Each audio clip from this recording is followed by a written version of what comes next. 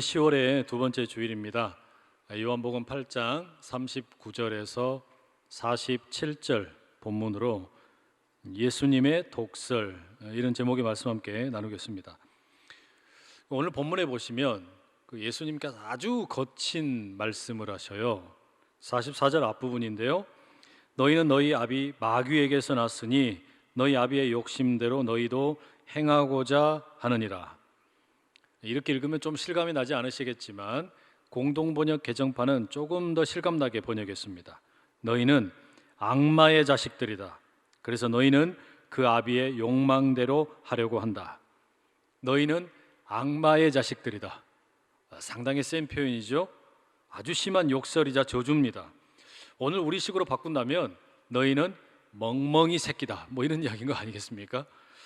비교될 수 있는 이와 비슷한, 훨씬 어쩌면 더 심각한 욕설이라고도 할 수 있겠죠. 여러분, 얼마나 쇼킹한 겁니까? 이게 다른 누구도 아니라 우리 예수님이 이렇게 저주를 하신 겁니다. 이 상상이 되세요? 근데 이게 전부가 아니에요. 44절에 이어지는 뒷부분에 보면 그 아비 악마에 대해서 이렇게 말씀하세요. 그는 처음부터 살인자였고 진리 쪽에 서본 적이 없다. 그에게는 진리가 없기 때문이다. 그는 거짓말을 할 때마다 제 본성을 드러낸다. 그는 정령 거짓말쟁이이며 거짓말의 아비이기 때문이다. 여러분, 우리가 종종 사람들과 다툴 때 있습니다. 싸울 수 있습니다. 그러나 넘지 말아야 할 선이 있죠. 부모님에 대해서 욕을 하게 되면 이제 그때부터는 진짜 아주 심각한 싸움이 되어버립니다. 그렇죠? 그런데 예수님은 지금 대화의 상대방인 유대인들에게 니들 아비가 마귀다, 그리고 니들 아비가 얼마나 나쁜 놈인지 아느냐 하면서 아주 기가 막히게 찰지게 욕을 하시는 거예요. 이거를 조금 더 그냥 편안하게 실감나게 말씀드리자면 이런 식입니다. 니들 아비가 마귀다, 악마다. 니들 아비 마귀는 처음부터 살인자다. 진리에는 관심도 없다. 맨날 거짓말만 한다. 타고나기를 그렇게 거짓말 투성이로 태어났다. 아주 더럽고 치사한 놈이다. 그게 니들 애비다. 그러니 니들도 똑같은 놈들이다. 어떻게 좀 실감이 좀 나세요? 제가 이것보다 훨씬 더 아주 노골적인 표현으로 강렬하게 전라도 사투리로 할 수 있지만 그냥 나머지는 여러분들에게 맡기겠습니다. 상상을 한번 해보십시오.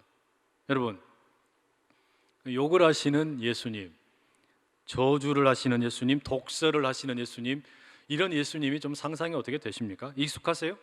익숙하지 않습니다. 전혀 익숙하지가 않고 낯선 모습입니다.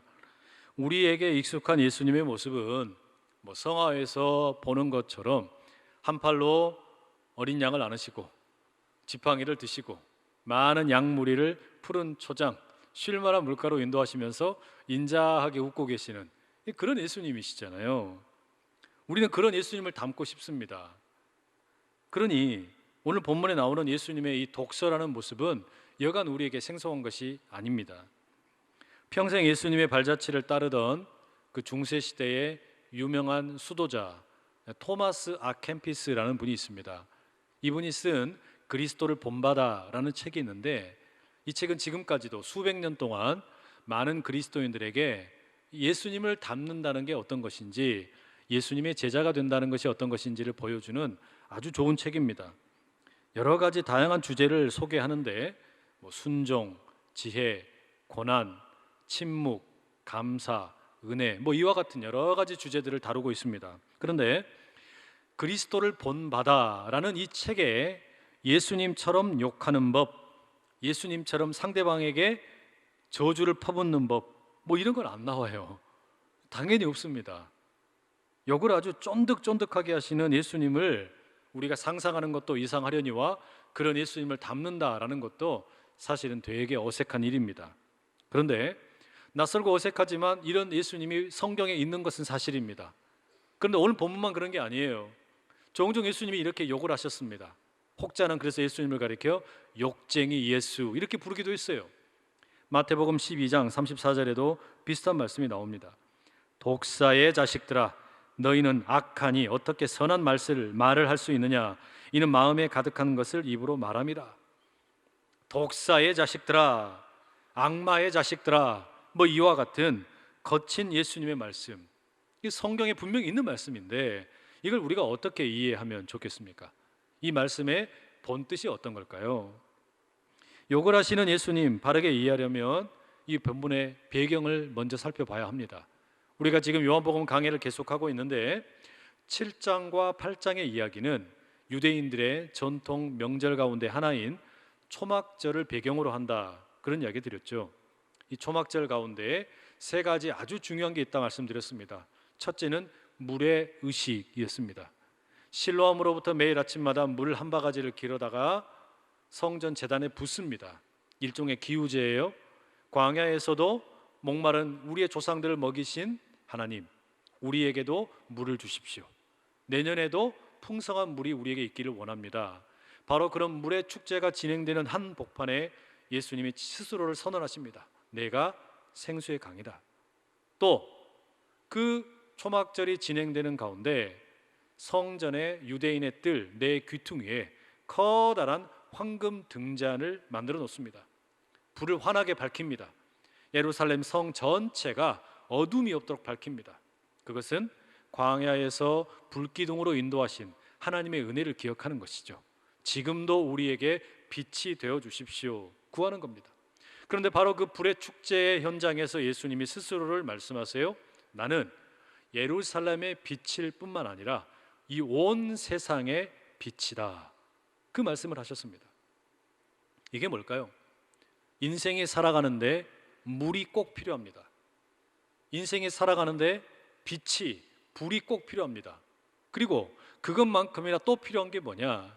지난 시간에 말씀드렸던 것처럼 자유입니다. 그래서 예수님께서 말씀하시죠. 너희가 내 말에 거하면 참으로 내 제자가 되고 진리를 알지니 진리가 너희를 자유케 하리라. 우리 인생이 살아가는 데 있어서 물이 필요하고 불이 필요하고 자유가 필요한데 그 모든 것이 누구에게 있느냐? 예수님에게 있다는 이야기예요. 예수님을 만나야 우리가 진정으로 영적인 목마름, 영적인 어둠, 영적인 자유, 이 모든 것을 다 획득할 수 있다는 이야기죠. 그래서 이 자유를 얻으려면 뭐가 필요하냐? 진리를 알아야 한대요. 우리 안에 예수님의 말씀이 자리를 잡게 되면 진리를 알게 되는데 그게 뭐냐? 하나님과 예수님이 하나이시다. 하나님과 예수님이 하나라는 이 진리를 알게 되면 우리가 더 이상 죄의 어둠 가운데 헤매이는 죄의 노예로 살아가는 인생이 아니라 참 자유를 얻게 된다 말씀하셨습니다. 그런데 예수님의 이 세 가지 말씀을 도무지 유대인들이 이해를 못합니다. 받아들이지를 못하는 거예요. 내가 생수의 강이다, 내가 세상의 빛이다, 내가 진정한 자유를 준다, 이 말을 이해를 못하는 겁니다. 유대인들이 받아들이지를 못해요. 특별히 마지막 내가 너희들에게 자유를 준다, 예수님이 그렇게 말씀하시자 유대인들이 반발을 합니다. 우리는 태어날 때부터 한 번도 죄로 종의 삶을 살아본 적이 없다고, 누군가의 노예인 적이 없다고, 우리는 자유로운 아브라함의 자손입니다, 항변을 합니다. 사실상 틀린 답변입니다. 이스라엘의 역사를 살펴보면 거의 대부분의 시간 외세에 의해서 시달리는 인생을 살았죠. 애굽의 노예로 산 역사가 400년입니다. 바벨론에 끌려갔던 게 70년입니다. 그 외에도 다윗 왕조의 짧은 시간을 제외해 놓고서는 늘 외세에 의해서 자유롭지 못한 인생을 산 것이 이스라엘의 역사입니다. 지금 예수님 당대에도 로마의 식민지로 살아가고 있습니다. 그러니 어떻게 물리적으로나 육체적으로나 한편으로는 영적으로도 죄에 의해서 노예가 되어 살아가는 것이 당대 유대인들의 현실이었습니다. 그런 현실임에도 불구하고 이들은 자신들이 자유하다라고 외칩니다. 하도 답답해서 예수님이 답변하시죠. 너희들이 아브라함의 자손인 것을 내가 안다. 그러나 내 말이 너희 안에 거할 곳이 없어서 너희가 자꾸 나를 죽이려고 그런다. 너희가 내 말에 귀를 기울이지 않는다. 너희 아비에게서 배우고 들은 것을 행할 뿐이다. 그게 8장 37절 38절의 말씀입니다. 예수님이 유대인들의 아비에 대한 이야기를 꺼냅니다. 그랬더니 유대인들이 다시 발끈합니다. 우리의 아비는 아브라함이라고 말합니다. 처음에는 우리가 아브라함의 자손이라고 하더니 이제는 우리의 아버지가 아브라함이다 라고 이야기합니다. 왜 그런 이야기를 할까요? 아브라함을 앞세워서 자신들이 정당하다라는 것을 말하고 싶은 겁니다. 우리가 지금 하고 있는 것은 아브라함의 뜻에 합당한 것이다. 아브라함이 하나님과 하나였던 것처럼 우리도 아브라함의 뜻대로 하고 있으니 하나님으로부터 결코 멀어진 것이 아니다. 아브라함의 이름을 내세워서 자신들을 정당화하고 있는 것이죠. 그러자 예수님이 다시 말씀하세요. 39절 40절 너희가 아브라함의 자손이면 아브라함이 행한 일들을 할 것이거늘 지금 하나님께 들은 진리를 너희에게 말한 사람이 나를 죽이려 하는도다. 아브라함은 이렇게 하지 아니하였느니라. 아브라함은 이렇게 하지 아니하였느니라. 무슨 말이겠습니까? 만약에 아브라함이 지금 예수님 앞에 서 있다면 이 유대인들처럼 하지 않았을 거라는 이야기예요. 아브라함이 만약에 지금 예수님을 봤다면 예수님이 하나님으로부터 보냄받은 자인 것을 알고 그 예수님을 인정하고 환대하고 높여드렸을 거라는 말이죠. 그런데 이 사람들은 결코 아브라함처럼 하지 않는다라는 겁니다. 그러니 너희들의 아비는 아브라함이 아니다. 예수님께서 반박을 하고 계십니다. 이 이야기를 듣고 유대인들이 또 화를 냅니다. 이제는 자신들의 아버지가 아브라함이 아니라 딱 한 분 있는데 그게 하나님이라고 말합니다. 여러분 이게 뭐 하는 걸까요? 어떻게든 자신들을 정당화시키고 싶은 겁니다. 예수님을 인정하고 싶지 않은 것이고 어떻게든 자신들이 옳다고 자신들의 말이 맞다고 주장하고 싶은 거예요. 그래서 아브라함의 자손이라고 이야기하고 아브라함이 우리 아버지라고 이야기하고 심지어 이제는 누구까지 가지고 오는 겁니까? 하나님까지 들먹이는 겁니다. 어떤 식이 되었든 아브라함이 되었든 하나님이 되었든 다 가지고 와서 결국 하고 싶은 말은 뭐냐? 나는 틀리지 않았다. 나는 맞다라는 것을 인정받으려고 하는 겁니다. 하나님의 새로운 계획을 인정하기 싫은 것이죠. 예수 그리스도 안에 나타난 하나님의 새로운 계획을 받아들이기 싫은 겁니다. 무조건 자신들이 옳다는 겁니다. 쉽게 말해 진리에 대해서는 귀를 틀어막고 오로지 자기들의 말만 주장하는 겁니다. 이제는 돌이킬만 한데 예수님이 이만큼 기적을 보여주셨고 이만큼 가르쳐 주셨으면 돌이킬만 한데 돌이키지를 못하고 있는 겁니다. 여러분 이처럼 도저히 대화가 되지 않는 상대방과 이야기해 보신 적 있으세요? 아무리 대화를 하려고 해도 이야기가 안 돼. 통하지가 않아요. 우리가 그럴 때 뭐라고 이야기합니까? 벽 보고 이야기하는 것 같다고. 우리 그런 이야기 하지 않습니까? 화가 날 수밖에 없죠. 분노하게 됩니다. 바로 그런 맥락에서 예수님이 말씀하세요. 43절 어찌하여 내 말을 깨닫지 못하느냐? 이는 내 말을 들을 줄 알지 못함이로다. 이 구절을 공동번역 개정판은 좀 더 쉽게 옮겼습니다. 너희는 왜 내 말을 알아듣지 못하느냐? 내 말을 새겨 들을 줄 몰라서 그런 것이 아니냐? 여러분 이게 뭐 말하는 겁니까? 아니 너희들이 무슨 놈의 아브라함의 자손이야? 그리고 무슨 하나님이 너희들의 아버지야? 너희들 그렇게 아브라함의 이름을 욕되게 하지 말고 하나님의 이름을 망령되이 일컫지 마라. 너희들은 그저 마귀의 자식들이다. 예수님이 아주 살벌하게 꾸중하고 계시는 거죠. 비난하고 계시는 겁니다. 자 여러분 여기서 우리가 한번 상상해 봅시다. 만약에 예수님께서 지금 우리가 살고 있는 이 시대에 우리에게 찾아오신다면 누구를 향하여 이런 독설을 내뱉으실까요? 누구에게 이런 어마어마한 저주를 행사하실 것 같습니까? 만약에 예수님이 우리의 옆에 찾아오신다면 본질상 마귀의 자녀다, 너는 악한 사탄의 자녀다, 이렇게 이야기할 그 대상이 누구일까요? 청와대에 있는 분입니까? 광화문에서 집회하다가 감옥에 들어간 분입니까? 아니면 저기 여의도에 높으신 분들입니까? 모르겠어요. 한 가지는 확실합니다. 예수님의 이 독설로부터 저와 여러분이 결코 자유롭지 못합니다. 저와 여러분이 예수님의 이 독설에서 결코 자유로울 수가 없어요. 겉으로는 그리스도의 옷을 걸치고 있지만 우리 속에는 예수 그리스도에 반하는 것들이 얼마나 많습니까? 우리가 사람을 볼 때 겉모양이 번지르르 하면 그냥 굽신거리고 별 볼 일 없으면 쉽게 정죄하고 비난하고 무시할 때가 얼마나 많습니까? 내 눈에 들보는 괜찮고 남의 티끌은 비난하는 경우는 또 얼마나 많아요. 이런 일들이 우리 가운데 가득한 한 주님의 독설은 우리를 향한 것입니다. 이사야의 탄식이 오늘 우리에게 필요합니다. 하나님을 만났던 이사야가 6장에 이렇게 탄식합니다. 화로다 나여 망하게 되었도다. 나는 입술이 부정한 사람이요 나는 입술이 부정한 백성 중에 거주하면서 만군의 여호와이신 왕을 배웠음이로다. 화로다. 내가 망하게 되었다. 내가 하나님을 만나버렸다. 내 입술이 부정한데, 내 속 사람이 부정한데 하나님을 만나버렸으니 나는 어떻게 되나? 난 망했다. 난 죽었다. 그게 이사야의 자기 고백이었습니다.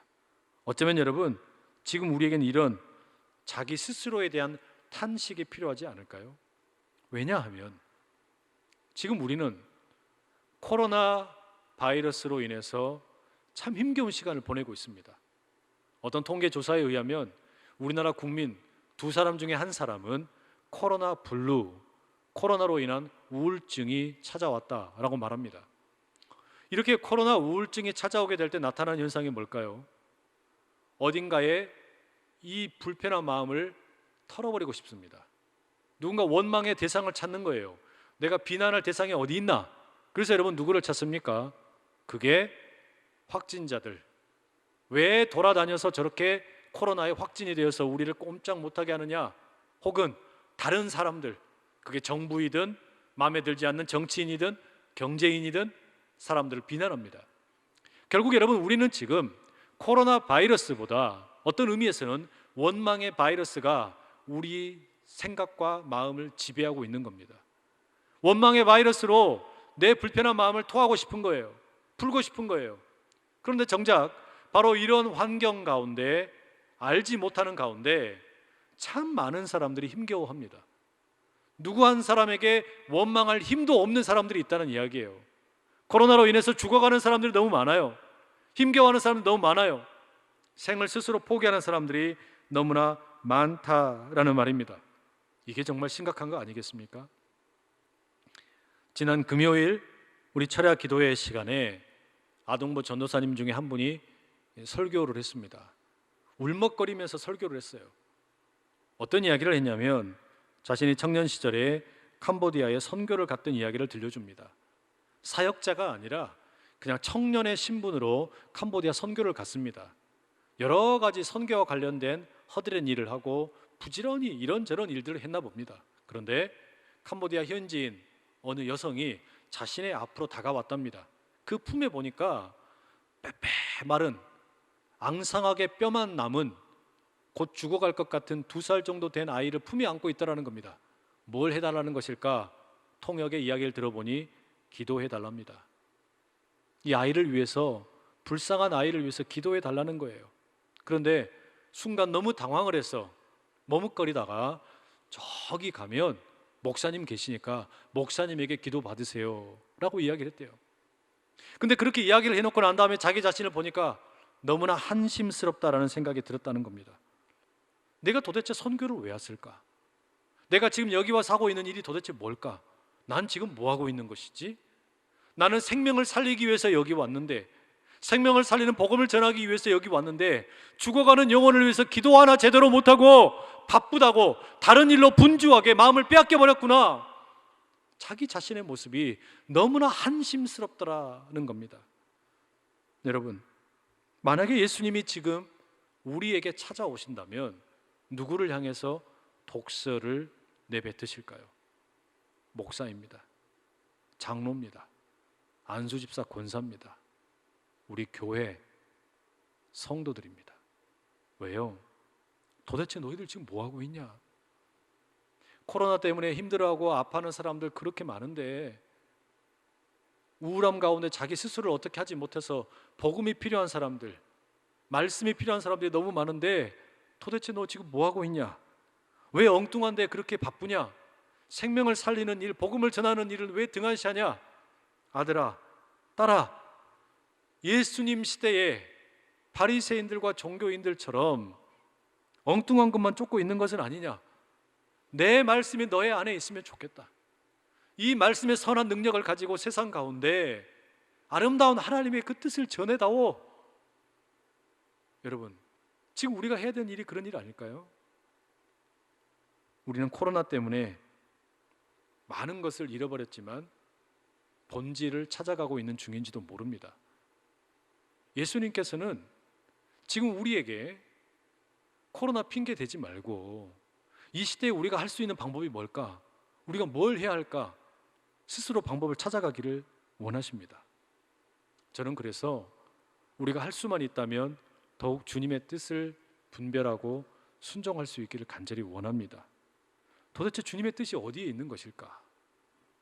이토록 급변하는 세상에서 너무나 빠르게 세상이 변하고 있는데 이 와중에 우리가 할 수 있는 일이 뭘까?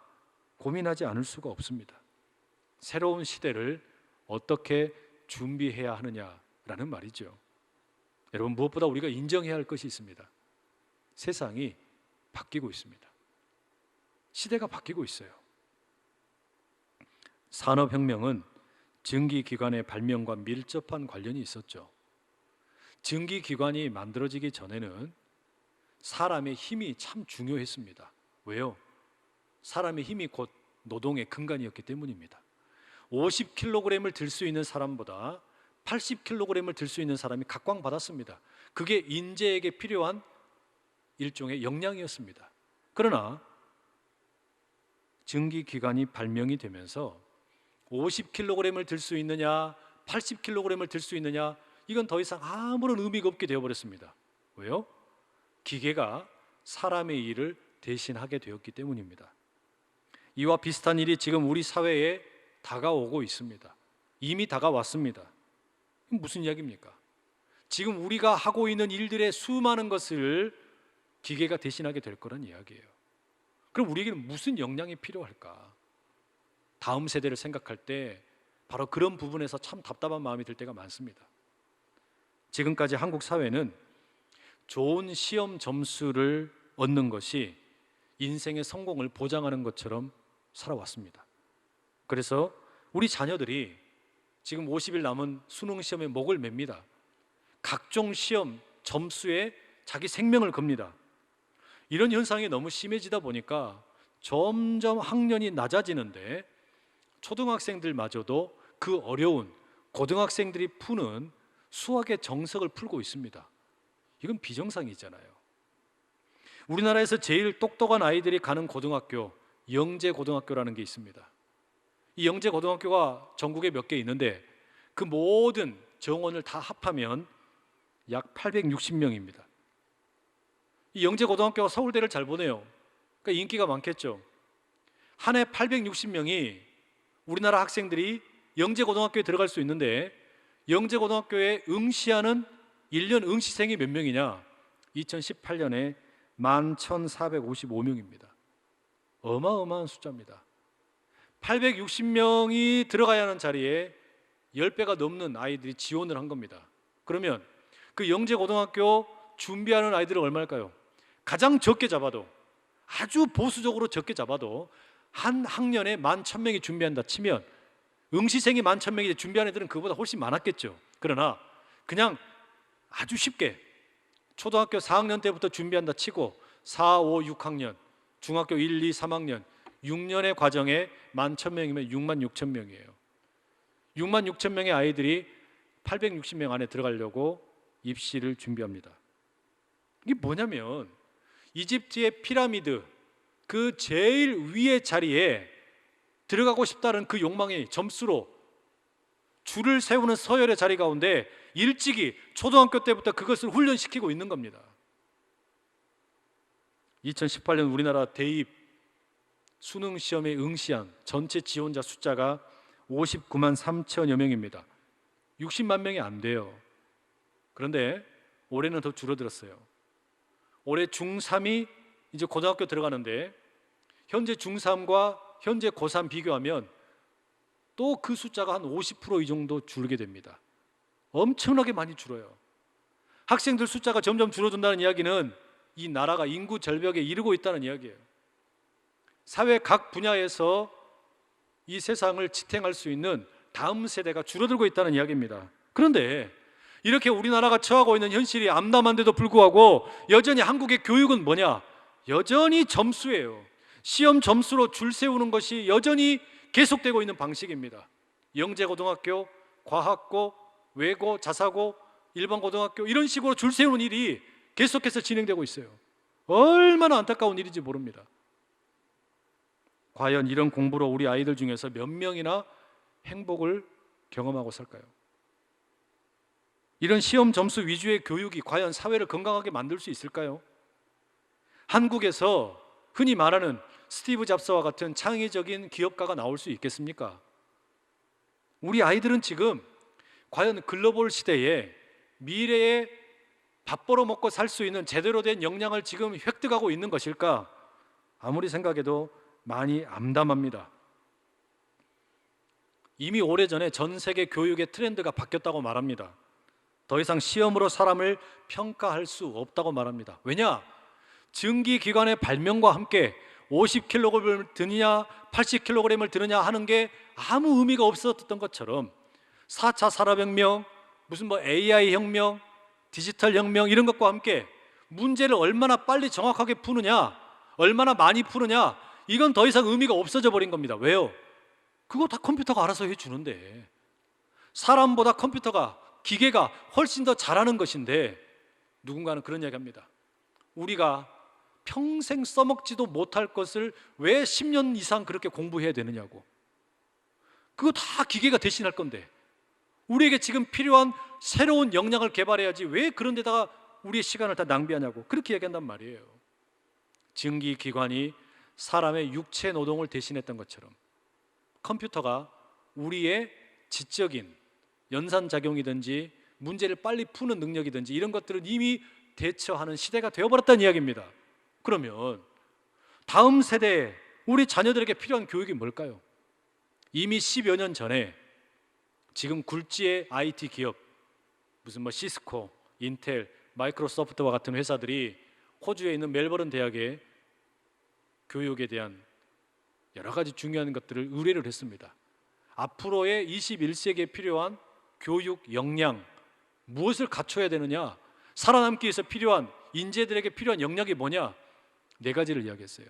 4C, 영어 캐피탈 C로 시작하는 크리에이티비티, 창의성, 크리티컬 띵킹, 비판적 사고, 커뮤니케이션, 소통, 콜래보레이션, 협업, 이게 필요하다는 거예요.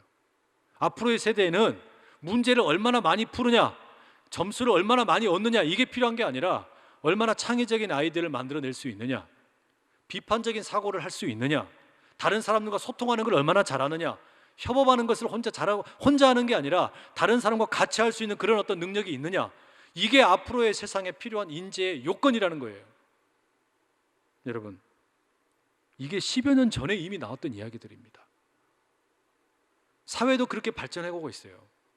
그럼 우리 교육은 왜 안 바뀔까? 2015년에 우리나라 교육 과정을 새롭게 검수하면서 이런 내용들이 다 들어갔어요. 우리나라 교육 과정에 이런 것들을 다 집어넣어놨습니다. 그럼 왜 안 바뀔까요? 부모가 안 바뀌는 거예요.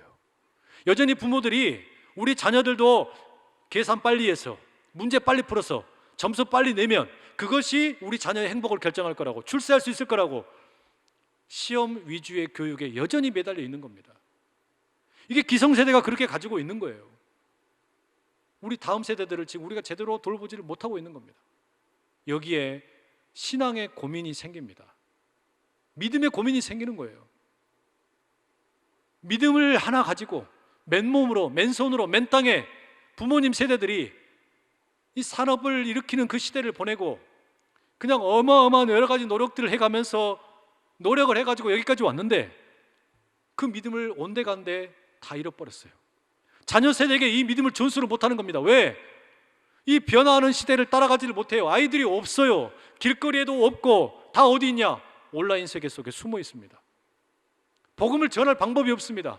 아이들을 하나님 앞으로 데려올 방법이 없어요. 이런 시대 가운데 도대체 지금 교회는 뭐 하고 있을까?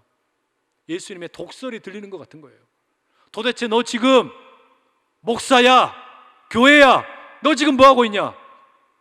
너의 자녀들 지금 어디 있냐? 여러분, 우리 스스로에게 질문해야 됩니다. 우리의 자녀들의 믿음, 누가 도대체 그 믿음을 제대로 교육시킬 겁니까? 부모 세대가 그거 못하면 그 부모를 향하여 예수님의 독설이 들리는 겁니다. 예수님이 말씀하시는 거예요. 넌 부모로서 유기를 하고 있다. 너의 자녀를 제대로 기르지 못하고 있다. 우리가 이걸 여러분 결코 쉽게 생각할 일이 아니라는 이야기입니다.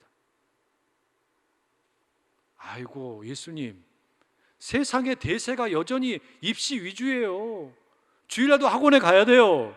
그런데 무슨 놈의 예배를 드립니까? 그냥 대충 그냥 알아서 기도하고 하면 되지. 예수님 참 세상 모르시네. 우리가 그렇게 할 수 있겠어요? 안 돼요.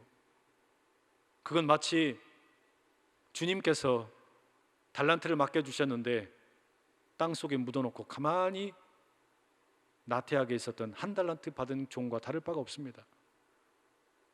우리 그렇게 하지 말자고요. 교회는 지금도 여전히 구석기 시대 같아요. 너무나 뒤처져 있어요. 이 시대 가운데 어떻게 우리가 복음을 전할지, 코로나 시대에 복음 전할 방법도 없어요. 만나지를 못하니 어떻게 복음을 전합니까? 선교지를 어떻게 갑니까? 그런데 여전히 선교지가 있다는 걸 우리가 기억을 해야 됩니다. 복음을 들어야 될 대상들은 우리 곳곳에 얼마든지 많이 숨어 있다는 이야기예요. 어떻게 해야 되겠습니까? 우리 자녀들에게 신앙을 건강하게 다시 가르쳐야 돼요. 저도 결단한 부분이 있습니다. 우리 자녀들에게 돈을 가르치고 돈이 얼마나 힘이 있는지, 능력이 있는지, 이게 왜 중요한지, 그러나 이 돈보다 더 위대하신 분이 하나님이시라고 그렇게 가르치고 싶어요. 그렇게 해야 돼요. 교회도 마찬가지예요. 오프라인에서 전도하고 선교하는 만큼이나 우리 자녀들이 숨어 있는 곳, 아니요, 기성세대가 자기 스스로를 감추고 숨어 있는 곳, 온라인으로 들어가야 돼요. 거기가 선교지입니다. 사람들이 거기 너무나 많아요. 거기에 머물러 있는 시간이 너무나 많습니다. 그 자리에 찾아가서 영혼을 구원하고 생명을 심어주는 복음을 전해야 된다는 이야기입니다. 그게 오늘 우리 시대에 주어진 과제입니다. 여러분, 교회를 위해서 기도해 주십시오. 여러분의 자녀를 위해서 기도하십시오. 이 나라를, 민족을 위해서 기도하십시오. 우리가 코로나에 대해서 교회가 짊어진 부채가 많습니다. 그러나 이걸 털어버릴 방법은 뭐냐? 여러 가지 많은 일을 해야 되겠지만 어떻게 하면 도시의 영성을 새롭게 하는데 우리가 조금이라도 기여할 수 있을까? 여기에 우리가 해야 될 책임이 있어요. 뭐 해야 될까요? 보이지 않는 곳에 찾아가서 복음을 전해야 됩니다. 생명을 전해야 돼요. 전혀 다른 방식으로, 오프라인이 안 되면 온라인으로라도 어떤 식이 되었든 우리는 복음을 전해야 됩니다. 예수님의 독설을 우리 귓가에 더 많이 들어야 됩니다. 정신 차려라. 나의 죽어가는 영들이 저기 저렇게 많이 있다. 가라. 저들의 생명을 구원하라. 너의 안에 말씀을 품고 그 선한 능력으로 이 세상을 새롭게 하는 일 가운데 투신해라. 여러분, 우리가 이 일을 감당할 수 있는 하나님의 사람들 다 될 수 있기를 간절히 축복합니다. 기도하겠습니다. 사랑하는 아버지 하나님, 우리를 향한 주님의 독설에 정신을 바짝 차리기 원합니다. 구태에 물들고 그러다 보니 죽어가는 영혼들 보지 못하고 아파하는 이웃들 보지 못하고 애써 눈을 감고 외면하려 했는 우리들의 나태함을 일깨워 주시옵소서.